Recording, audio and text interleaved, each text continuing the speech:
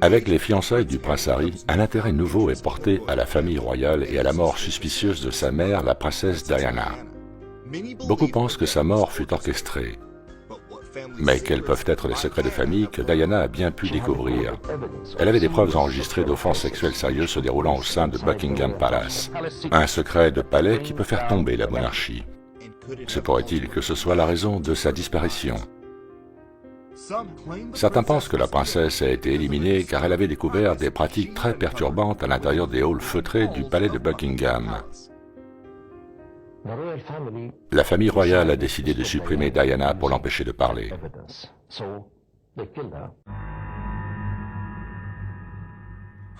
Ces années passées dans l'atmosphère privée de l'horreur des Windsor ont donné à Diana un aperçu du monde luciférien occulte que l'on appelle les Illuminati. Était-elle sur le point d'utiliser sa renommée internationale pour exposer les méfaits cachés de l'élite?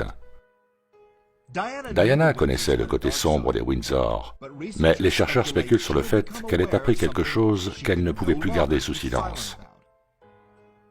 Selon le livre Le Grand Secret de David Icke, Diana chercha conseil auprès d'une personne de confiance quant à la meilleure manière de révéler un secret qui allait secouer le monde. Quand on lui demanda s'il s'agissait de trafic de drogue à grande échelle, elle répondit « Oh non, c'est bien pire que ça ».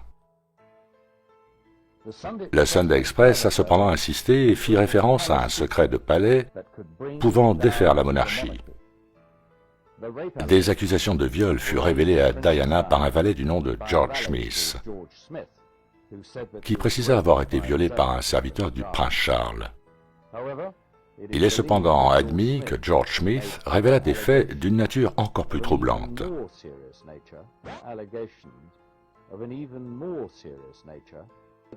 La reine serait intervenue pour empêcher ces accusations de provoquer un procès. Diana aurait-elle découvert l'étendue du réseau de trafic d'enfants impliquant les plus hauts dignitaires, dont l'existence vient récemment d'apparaître au travers de scandales tels que celui de Jimmy Savile? Jimmy Savile était un monstre sous la forme d'un DJ radio et d'un animateur télé, et qui se trouvait aussi être un proche du mari de Diana, le prince Charles, au point de tenter d'intervenir comme médiateur dans la relation maritale troublée. Après son décès, il fut découvert qu'il était le prédateur sexuel connu à ce jour le plus prolifique. Le nombre de ses victimes, aussi bien enfants qu'adultes, atteignait le millier. Il était versé dans l'insanité de la magie sexuelle d'Aleister Crowley, incluant la nécrophilie, et devint puissant grâce à sa capacité à fournir des enfants à l'aristocratie britannique. Diana détestait ce type. Jimmy Savile n'était pas juste un pédophile. Il était le fournisseur des enfants pour les puissants. Il faisait bien sûr partie du cercle privé de la famille royale britannique. Et dans tous les comptes rendus d'investigation sortis depuis, aucune mention n'est jamais faite de cette relation avec la famille royale. Mais Savile n'était pas le seul trafiquant d'enfants étroitement associé à la royauté. En 2014, les nouvelles d'un réseau entier de pédophilie opérant au sein de Buckingham Palace sont sorties impliquant, je cite, des VIP. Un adolescent travaillant à Buckingham Palace révéla qu'il fut toiletté et sexuellement abusé par un réseau de VIP pédophiles y opérant. Il fut également violé à Balmoral, lieu de retraite de la famille royale d'Écosse. Dans un mot très poignant, le jeune homme, alors âgé de 16 ans, raconta comment il fut victime d'une exploitation de la plus grande magnitude. Peter McKelvey, l'ancien officier de la protection de l'enfance, qui fut le premier à dénoncer les activités d'abus sexuels d'enfants exercées par les hauts dignitaires, déclara que leurs pratiques abusives duraient probablement depuis 65 ans. Mais une protection, une couverture, une collusion ont toujours existé pour empêcher toute investigation. Il y eut aussi le cas du majordome personnel de la reine, Paul Kidd, qui dirigea un réseau d'envergure de trafic d'enfants à l'intérieur du palais et mettait même certains d'entre eux en relation avec la reine-mère. Tout a commencé en 2008, quand sont sorties des infos sur l'existence d'une pédophilie enracinée au sein du palais royal. L'ancien majordome fut démasqué comme prédateur sexuel dirigeant un réseau pédophile tout en servant la famille royale. L'ancien esclave sexuel du milliardaire américain et pédophile condamné Jeffrey Epstein a nommé le fils de la reine, le prince Andrew, comme étant l'un de ses agresseurs. C'est un scandale sous toutes ses formes. Le prince Andrew, un membre de la famille royale, est nommé dans des documents judiciaires US l'impliquant dans un cas d'abus sexuel sur mineurs. Le FBI posséderait des enregistrements d'Epstein et de ses puissants amis en train de participer à des orgies sexuelles avec de jeunes victimes sur son infâme île. N'étant plus cette adolescente timide et naïve, autrefois entraînée dans la cage dorée des Windsor, Diana avait saisi beaucoup plus de choses que qui que ce soit ne pouvait imaginer. D'après Mohamed Al-Fayed, Diana possédait des preuves enregistrées, je cite, « de sérieuses offenses sexuelles se déroulant derrière les murs de Buckingham Palace ».